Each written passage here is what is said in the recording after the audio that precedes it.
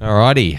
Good evening, everyone, and welcome back to the Camber podcast, episode 15, I believe. Lost count. Yeah, I think it's 15, but huge race in Miami over the weekend, and we're getting this out a bit late, but this comes with some huge news. If you've been in the loop of F1, we've had a couple of big stories come out, so this is going to be a big rambling episode, I think.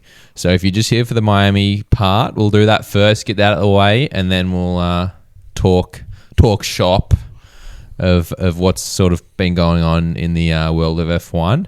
And for starters, though, you know we got Manul back here, but Shane actually predicted the Piastri win, and he's not here to collect his W, right? So you're going to have to collect it for him. Shout out to him. I mean, to be fair, I would have said the same thing. Yeah, right. So, Okay, sure. Yeah, okay. This one's for the both of us. Okay, so you reckon he's gone Piastri. I went Norris, and, bar a turn 2 incident, whichever McLaren finished lap 1 ahead of the other, I feel like was probably going to win the race anyway. So, it's valid that both, we had both Norris and Piastri. Either way, it was just complete McLaren dominance, unlike what we've seen throughout the year. And they just were on rails. So weren't surprised that they won either way.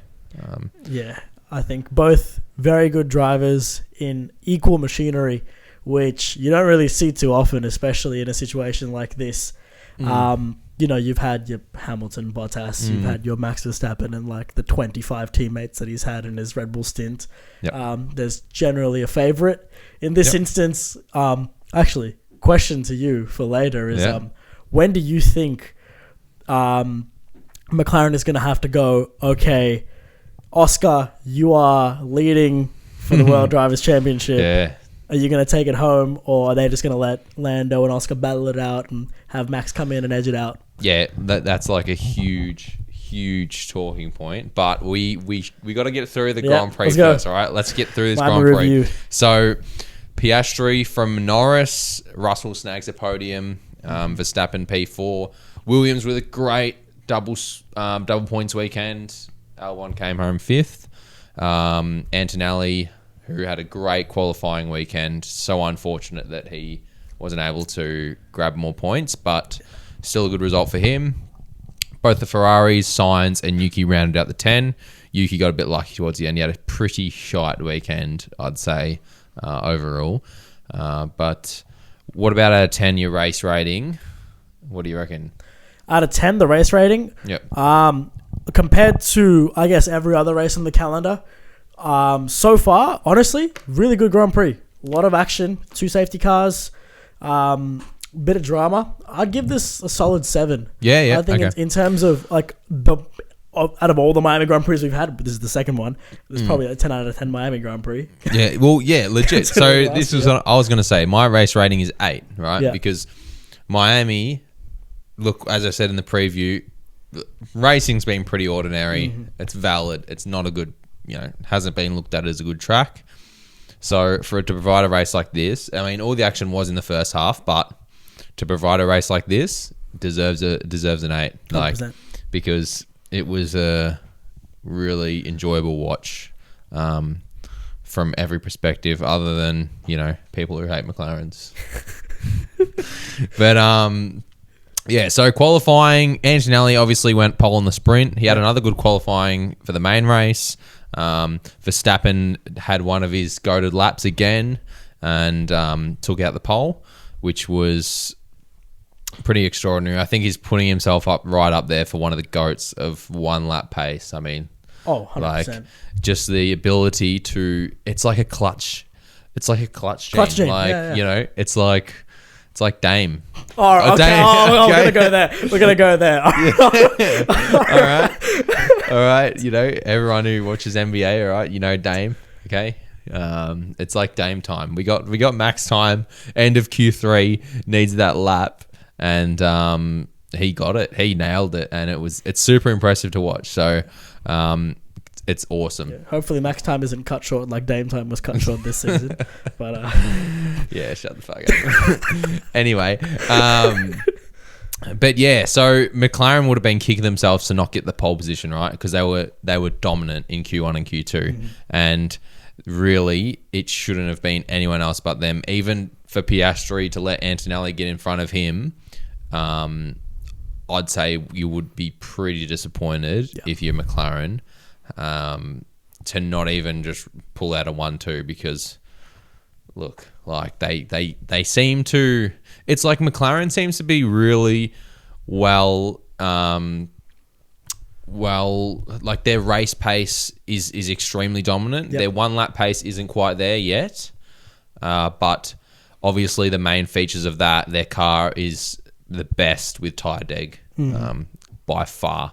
And they shown even in tracks where you've got a high tyre deg like Australia, where other teams weren't, in their flying lap in Q3, weren't able to hold the tyres into the last sector. McLaren were, and that sort of just goes to show how well that car looks after the tyre. Yeah. So, really unfortunate that for them, obviously they'll be kicking themselves. They didn't get the 1-2 in qualifying. The race. Now, Verstappen, Norris came together at the lap 1, turn 2, obviously, and that shafted Norris, and that shafted that McLaren, and allowed the other McLaren to go through. What do you think about that incident? I think you asked me this when we were rewatching just before. You said if Lando hadn't given way to Max, would it have been another penalty? And I think 100%, because what Max Verstappen is really good at is making you play chicken and go, okay, I'm not going to brake, you're going to have to brake, and you're going to have to give up this spot. And so Max consistently throughout his entire career has just been so fearless in doing that. Yep. And sometimes, like we saw last race, has led to decisions where, one person's getting sent off the track, and it's usually because he wants all the real estate on the track. This time he didn't really get his way. Okay. I've got a bit to say. I've got a bit to say on this, so bear with me. Okay. All right. Okay. And it's not Verstappen. This isn't an indictment on Verstappen, because Verstappen is one of those guys who exploits the rules, right? Yep. Every professional athlete is going to exploit the rules and use the rules to the advantage. 100%. That's what the best do, right? And that's all Max does, right? But there is a but. Big but. How can you go into a corner with a driver alongside you? Okay, forget about the rules, right?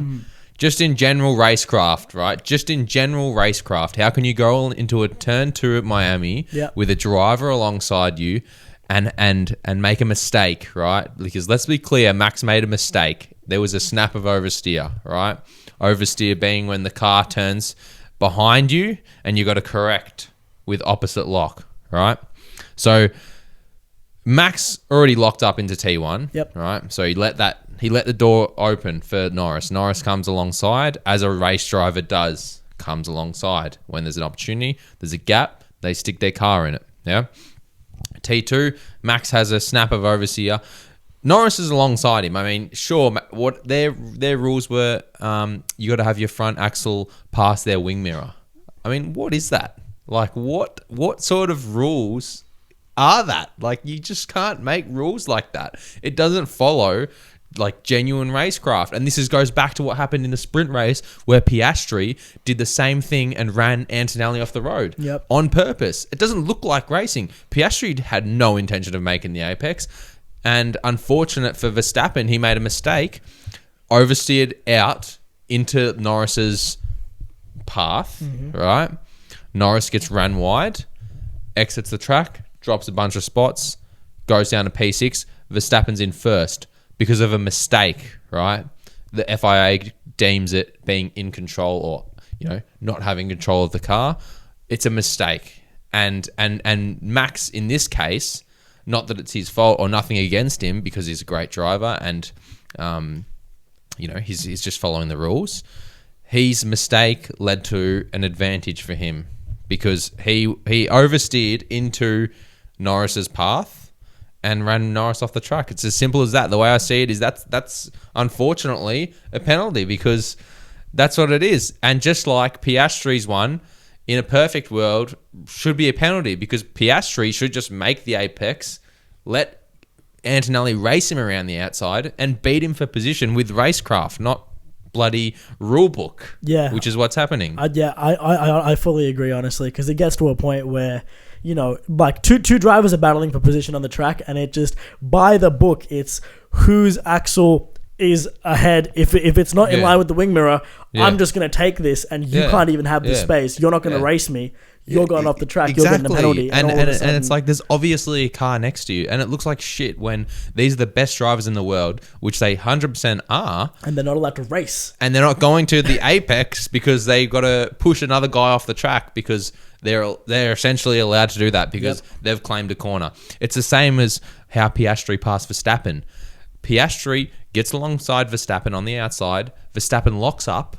Right? Verstappen locks up. So what if Piastri didn't, turn away from that lock and let Verstappen run into him? Would Verstappen get a penalty? Yes. Verstappen made a mistake. Yes. That's what happens. That is the mistake, but for some reason he's rewarded for making a mistake. But in Piastri's case, he was able to back out of that, let Verstappen go, and undercut him that way. Yeah. So there's a lot that's going on with that, and it's disappointing that the rules are written in a way that promotes shit racing, in my opinion.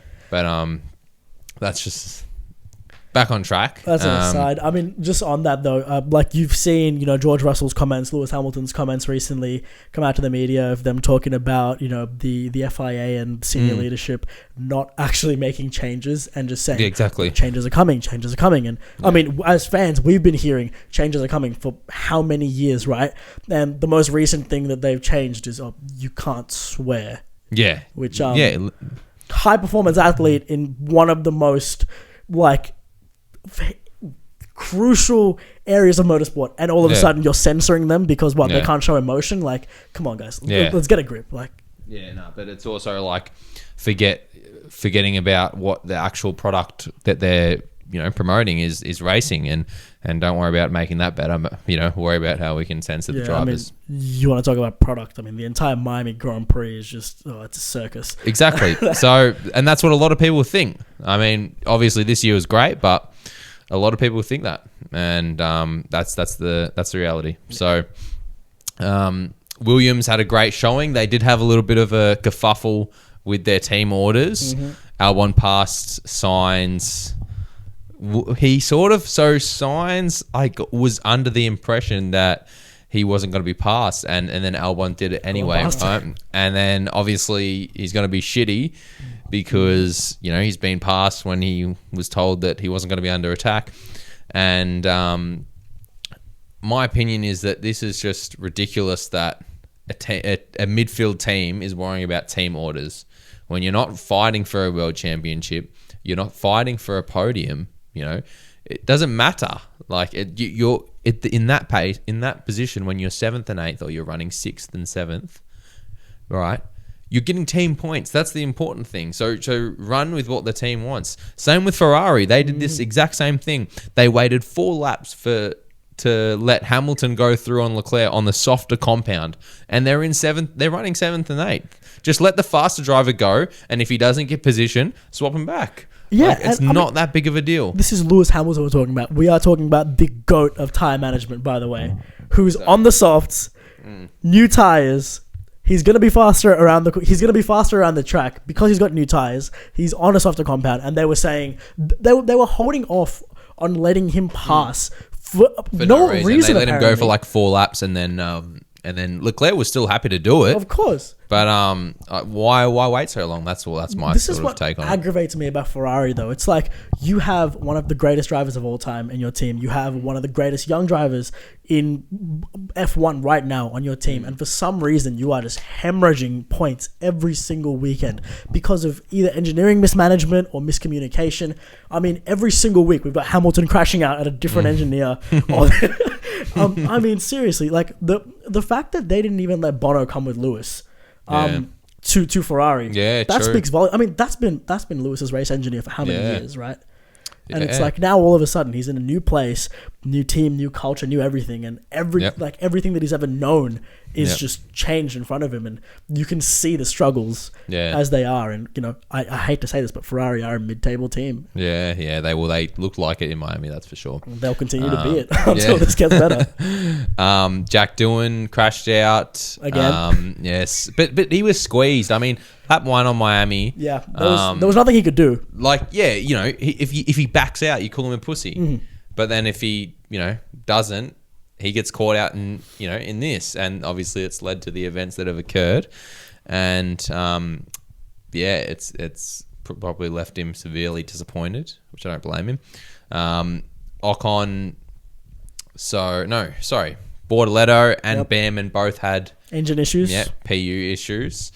Both Ferrari engines, by the way. So don't know what's going on there, but we'll everything made in Italy is made of pasta and sort of marshmallows and held together with glue. So we also had two liveries. We're not even fucking counting the Sauber one. I don't even know what the hell that was. That was a joke. I mean, seriously. Half the people didn't even know there was a livery. Like, legit, I didn't know until I was watching a video after the race and someone was like, oh yeah, Sauber had a livery. You know how much marketing money they spent on that reveal video for what is literally the same fucking livery they drove the last couple races? I didn't even see the video. Like, did you not see the video? I didn't even see the video. Oh my god, that's what I'm saying. But I saw Haas. Sorry, I saw VCarb. Yeah, beautiful livery. Yeah, that was so 10 good. out of 10. That was so good.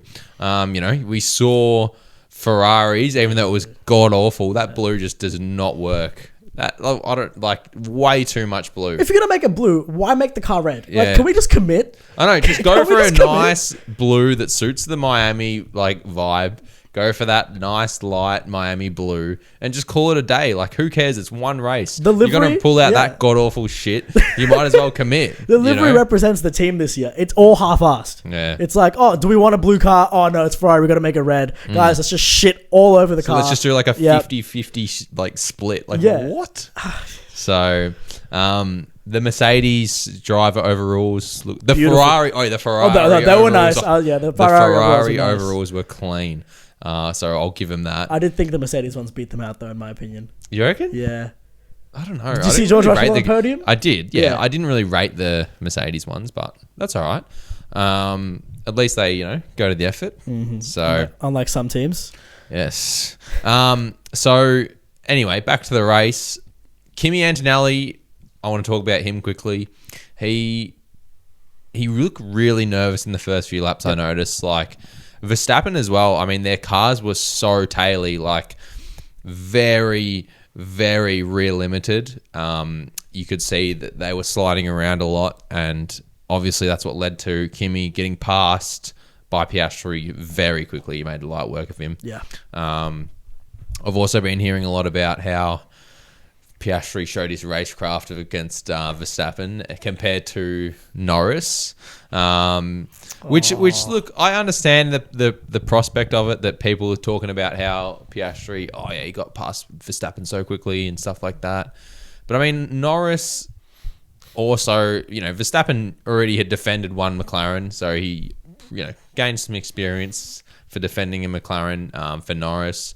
And look, They at the end of the day, Norris could have easily won the race just as likely as Piastri did. Yeah. Much of a muchness. So who else? We spoke about the Williams. Hadjar beat out Lawson again. Obviously, Lawson stopped with that damage that he had gotten. Yep.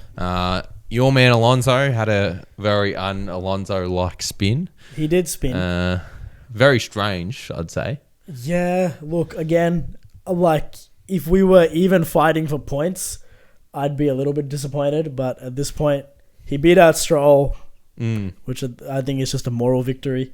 And I don't reckon that's much of a win there, mate. But look, we need to take the little wins when it counts. Ocon, P15, P16, we're pretty much we're back at the pack getting lapped. I mean, it's fair enough. Ocon had a great battle with Hamilton. Yep. One of the best we've seen. How close they were. Sainz also had a lunge at Hamilton last corner. Remember that? He did, with the little tyre rubbing on the inside yes, of and his he car. complained that Lewis moved under braking. My ass. That was the big... Seriously? the gun Carlos is just,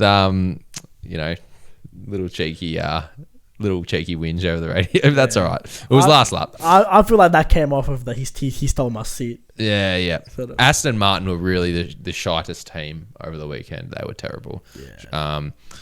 Lawson out. Bortoletto we mentioned with engine failure and doing taking that L And in the also Grand Prix. losing And then his let's seat. move on to the rest of it. So DOOHAN is a good place to start because we just touched on him. DOOHAN, he lost, just as you mentioned, on the track, and then he came home to discover it was unofficial for a few days that there were, rumors going around, but it was announced he has been replaced by Colapinto, and surprise, surprise, Flavio Briatore, the Crashgate GOAT. The Crashgate GOAT has come back into play with his sticky fingers, and kicked DOOHAN out of a seat. I mean, it does say that for at least 5 races. Yeah. So maybe you might get put back in. Jack DOOHAN currently is now the number 1 reserve driver for There you Alpine. go. So he hasn't fully lost his seat, if you can call it But that. I mean, I always thought, DOOHAN, with all these rookies that came in this year, DOOHAN hasn't really been the strongest. He was never going to be the strongest. I mean, you had Bortoletto who'd won F2 and F3. Antonelli, you had Antonelli who just stuck it on pole. Yeah. And then you're in an Alpine which can show up a lot of races. He's probably done a bit better than Lawson, I'd say. But Behrman is also a gun. Has had way better results in a car that's probably similar. Haas and Alpine. Yeah, inconsistent cars that can score results when they're at their best. Behrman has taken full advantage of that. DOOHAN has not, and he's probably the weakest of the rookies, and it showed. And he's out of a seat now. As DOOHAN has exited, Principal Ollie Oakes has also resigned. Alpine released a statement, and we'll have a look at that. So Oakes essentially resigned. He resigned. And Briatore, so for those of you who don't know, Crashgate is a 2008 when Briatore was on the pit wall back in the day and crashed. Who was it? Not Fisichella. Someone junior. PK Junior? No, it wasn't. Oh God, the names are slipping me. But he crashed Alonso's teammate on purpose. Who was it? It was a Renault. Yeah. Anyway, we'll find it for you, but essentially, PK Junior. So I did have it. You did. Yeah, it was Nelson PK Junior. So Alpine released a statement, and they essentially said they're not going to comment on the matter. We'll read it out to you quickly. So it was. Let's have a look. So Alpine F1 team can confirm that Fernando Alonso. No, what? Oh, this is ages old. What the hell? I'm looking like a fool. There we go. We don't have we've got a 360p image. Yep, for some reason that is not loaded properly. Anyway, so Oakes resigned, and that means that... There we go. All right. BWT Alpine Formula One team announces that Oliver Oakes has resigned from his role as team principal. The team has accepted his resignation with immediate effect. As of today, Flavio Briatore will continue as executive advisor and will also be covering the duties previously performed by Oakes. The team would like to thank Oliver for his efforts since he has joined last summer and for his contribution in helping the team secure 6th place in the 2024 Constructors' Championship. The team will not be making any further comment. This basically means we didn't agree with him, so we decided to kick him out because we wanted our guy. Goodbye. I think like with Oakes, it would have been like he's essentially team principal, right? And he's the one that's the face of the team, and he's the one that's got to face the decisions that they make, you know, to the media. And then you've got Flavio making these decisions, wanting to bring in a different driver, and perhaps, you know, Oaks is taking heat for decisions that he's not even making or agreeing with. And then this DOOHAN decision is just that final one where he's just like, nah, I'm out. Like, you can't, like, I'm not taking the heat for this. And there's two ways you can look at it. The fact that Alpine didn't want to comment further means to me that he was forced out as opposed to him willingly leaving.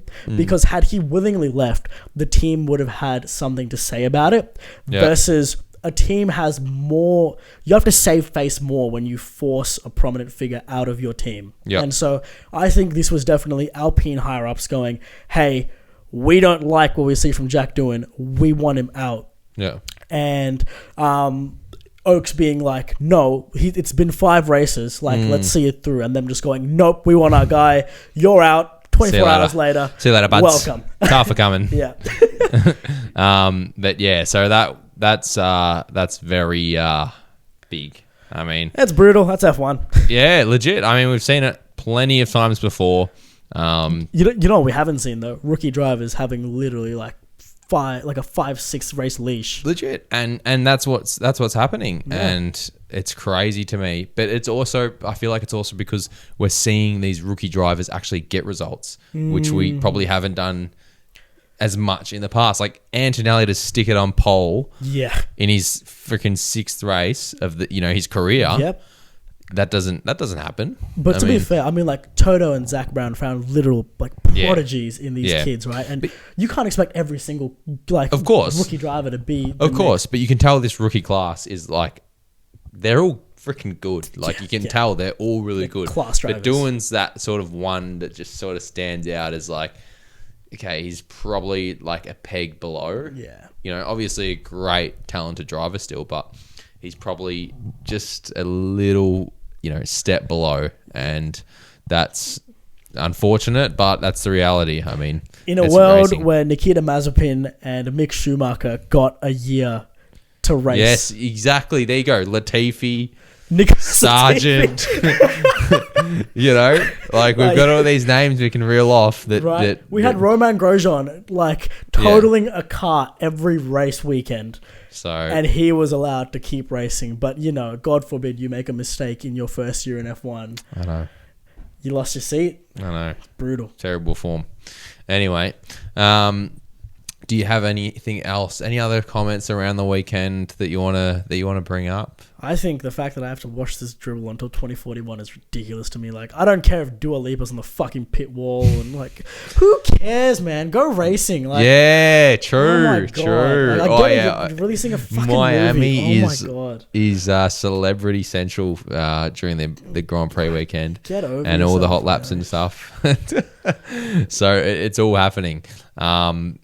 But overall, a surprisingly good race, and we're always down for that because we love the racing. That's our favorite part. And my favorite race from the race weekend was when they went around the circuit in the Lego cars. Yes, that was we didn't mention that. That was awesome. I mean, props to whoever made them. They would have been cut when they saw the F1 drivers like ruining them. Yeah, like dead set like. Having shunts. But I mean, cars, they're made to be raced. Yeah, exactly. And plus, who's going to get them in trouble? Exactly. So, you know what? Hopefully, next Miami Grand Prix, they actually have real water instead of in the marina. Yeah, instead of painting the fucking thing. Yeah, come on, man. But I mean, that's always been there. Like, it is a car park. Like, you got to move fake yachts onto the car park to make it seem like it's surrounded by water. Like, really? Yeah, and it's just a car park, mate. It's just a car park. But all in all, it was a good weekend. We got a week break now in between now and Imola. You need the week break because you got to like detox off all of the celebrity bullshit. They just throw at you every single. He's a certified celebrity hater. No, I hate this weekend, man. At least Monaco's classy. Okay, but we got a good weekend coming up. We next. did. Imola's next. Just a gun track. We're gonna take the weekend off here. We're gonna come back next week, probably Wednesday, Thursday. And Yeah, come back strong.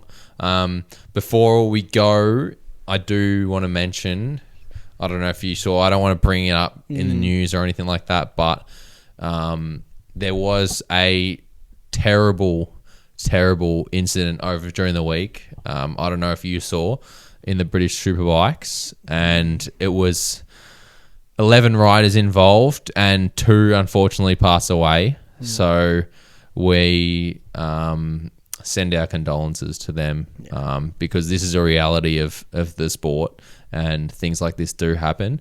And the best thing we can do is show our support and always try to make it safer. So definitely not news you ever want to hear. But it was good that they were doing what they loved. Yeah. So that's all I wanted to say on that. And we hope everyone has a great weekend. We're going to come back strong next week for our predictions. And it's going to be another great triple header. I love a triple header. You just get every weekend, you just get racing. No celebrities, no fake water. This is a real track with real history. He's a certified web, yeah. All right. So thanks for watching, everyone. Appreciate your time. Make sure you let us know your thoughts on the Grand Prix. Give us a rating. Give us your predictions for next week.